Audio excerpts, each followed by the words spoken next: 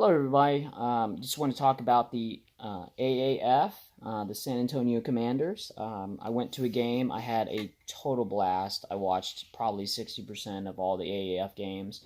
I really enjoyed watching the AAF, and unfortunately, it is gone. I have some of the cans. I went ahead and picked these up at the stadium. I don't really buy these types of things. What I did was, after the game was over, I went through and I found them on the ground, and I took them home. So, didn't buy these. Just went ahead and grabbed them off the, off the stadium floor. Other people didn't seem to want them, so really happy to have them. But unfortunately, the Commanders didn't make it through an entire season.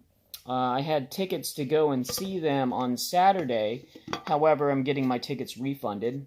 Man, this is so cool. What a collector's item.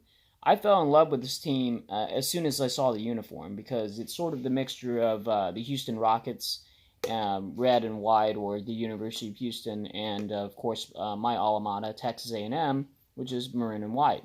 So the colors made sense. The stadium was packed. I mean, just completely packed, the lower deck. They did the wave. The crowd was loud. It was fun. It was just a great league. I liked the fact that the game went a lot faster. The hits were more real. It was more of the football I knew of when I grew up. The sad part about it is that I did not know that what really killed the league was the fact that they gave away the show for free on TV. Makes sense. I mean, you have a show here that you're trying to put on TV, so you don't really charge anything for it, but you gave it away for free. And the number one revenue stream for any sporting is your television deal. And without your television deal, then you basically have to sell a lot of these concessions, drinks, parking, tickets, and only the Commanders were making it a viable business practice. Now, if I was a billionaire and I had a business and I decided that, hey, what does the future look like? And I can't get a good TV deal, then I have to scrap the league, which is exactly what the owner did. They were never going to make enough money off of gambling. It was a flawed business model. They didn't have the corporate sponsorship in place. They didn't have the business aspects of it done correctly. So even though San Antonio was a great market and dying for a fan base, we're a fan base that wants to have a football team, we showed up in droves. And I live in Austin, so I had to drive about 75 miles to go to a game. Not a big deal. But this area is really teamed for it, but of course San Antonio is owned by the Dallas Cowboys. They're just not going to give up that market. They're not going to allow a San Antonio team, even though there should be a San Antonio team, or at least a professional team in the southwest triangle area, which is San Antonio or Austin, for football.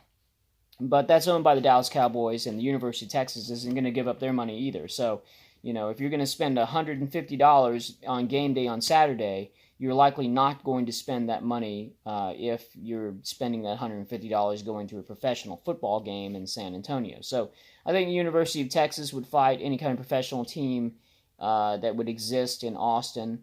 And San Antonio is being blocked by Jerry Jones and Dallas Cowboys. So San Antonio deserved better. I mean, really, the city of San Antonio deserved better. I really loved the AAF. I loved the style of play, the way the time rules worked, where, the clock just kept moving if you went out of bounds unless it was under 2 minutes. That was a great rule. I love the 4th and 12, no onside kick rule. I didn't miss kickoffs at all since they moved the kickoffs to the 35-yard line. There's very few returns anyway, so it's just a waste of time to even have a kickoff, since only 6% of all kickoffs are actually going to have any kind of action. So you end up with a commercial break, a kickoff, and a commercial break, and then you have like 12 minutes in every game that doesn't seem to make any sense at all anymore in the NFL. So I think that we probably do need to get rid of kickoffs in the NFL. They want to do it anyway. The AAF has proved that you can do that. I think that they need to take the Skycam model and apply that to more games in the NFL. I like the Sky Judge. I like the kickoff rules. I like the time rules. I don't really miss a lot of possessions in the game based on the fact that they went out of bounds and then stops the clock. That doesn't really, football is becoming something that's a completely different animal than it was when I was young. And the same is true about basketball as well, since you can't hand fight. However, I did notice that in the G League, this playoff, if you're watching the G League playoffs, and I am a fan of the G League because I live in Austin, and, obviously driving to a major city is not viable every single day. But I can drive to Cedar Park in 15 minutes and go to a game, and they're pretty awesome. So I do like minor league basketball, but basketball on television, they've kind of gotten rid of hand fighting. But I did notice in the G League playoffs that there's more hand fighting, more pushing, more elbowing, more battling for position. So I think they're going to lax up a little bit more in the playoffs and the NBA level as well, if you can use the G League defensive rules as a model for that as well. That's just kind of a side note, but in essence, I really do enjoy watching minor league sports. I don't find major league sports to be as appealing sometimes because, let's just face it, I mean, when you're rich and you have a lot of money and your team isn't doing well in the NFL, your job is to protect your own self. So you're not going to play as hard as you will when you're in the minor league system, and you'll give up your body to make it to that next level, to make it to that paycheck. And that's exactly what we see in college. And that's why we love watching college football, because we see the hits. We see the laying it all out on the line, because they want that extra money. And it's the same thing about the minor leagues. They give it their all. So I really enjoyed the Alliance of American Football. I feel like they put together a business model that was a scam. And they scammed the city of San Antonio and essentially scammed the entire fan base into believing that this thing was a viable business entity, when it was never a viable business model. They brought in a billionaire who pledged the money, and he just lost $70 billion. Why would he want to continue to lose another $20 million of his own personal wealth just to put a product on television that would never make any money? Because they never had a solid TV contract. And in essence, the lack of a solid TV contract, by giving away their product for free, they never had that TV revenue. And without the TV revenue, you just can't have a league. Because you have to have those ticket sales. You have to have the corporate sponsorship. You have to have the parking in place. You have to have all the business practices to bring other revenue streams in. Merchandising sales are a big thing in the NBA. But to do that, you have to have a brand. And that takes time. I think that they were doing all the things right on the football field. I think that they were doing all the things right at the stadium.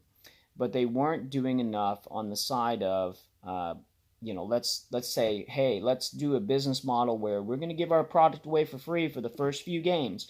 But if we get good ratings and we get 300, 400,000 viewers, which now is considered pretty good for any kind of TV show, if you get 400,000 views, then, you're doing pretty good.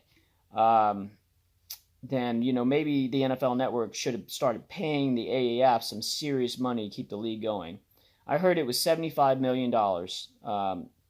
$75,000 just to use the Liberty Bowl for 5 games. So if you take that $75,000 and you spread it across 8, that's $150,000. That'd be roughly $900,000. So less than $1 million. So if you ask the NFL Network to pay $1 million to broadcast those 4 games that weekend, you're going to pay for all the stadium costs. And you can keep your leg viable. But I don't know if the stadium cost was the driving issue, is much more than the players themselves, the amount of employees that they had to pay, the amount of coaching they had to pay, those types of bills.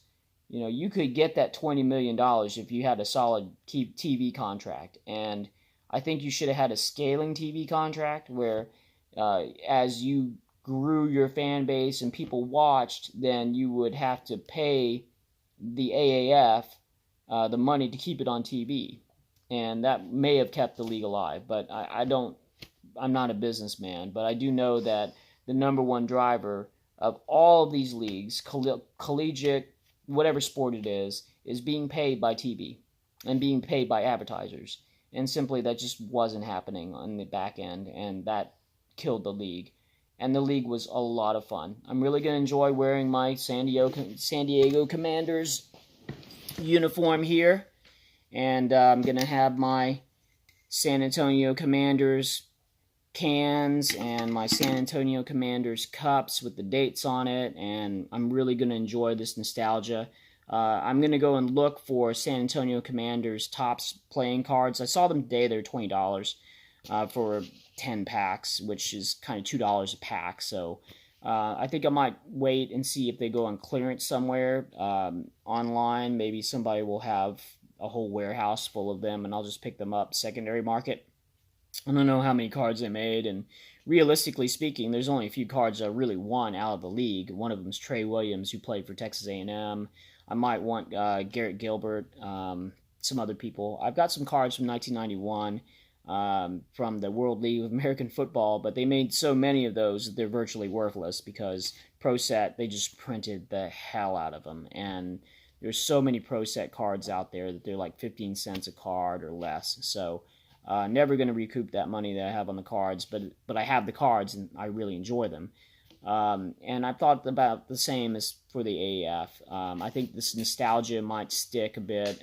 Maybe in 10 years somebody will be like, man, that's a rare jersey. It represents something that was very special in a very special time. And maybe someone will buy this off of me. But right now I'm going to hang on to this jersey. Going to hang on to these cans. Going to hang on to this awesome cup here. And I've got some videos on my channel being at the game, and I hope you enjoyed the AAF as much as I did. I really, really loved watching those games. They were so much fun. It's just a shame they never had a TV deal, and it's a shame they decided on betting on gambling to finance their entire business model. Just a poor business model, and just makes me feel like San Antonio deserved better, the fan base deserved better, and we as fans were scammed by businessmen that sold us a product that's awesome, but behind that product, the emperor had no clothes. There's just no revenue stream. So that's all my thoughts, and I hope you have a great day. Thank you.